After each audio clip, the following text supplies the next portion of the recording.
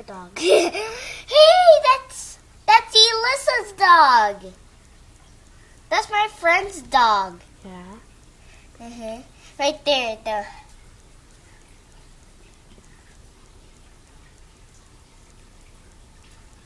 Look at that wind.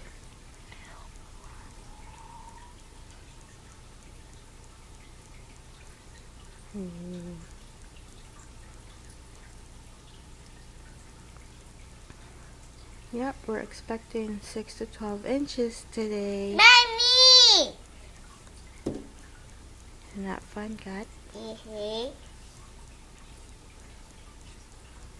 That's Elissa. Maybe their grandparents, though. That might be Elissa or her grandparents. Yan na ng dog na. It's a husky. A husky. Magbihis ka na, Kat. Ang lamig-lamig. Not anymore.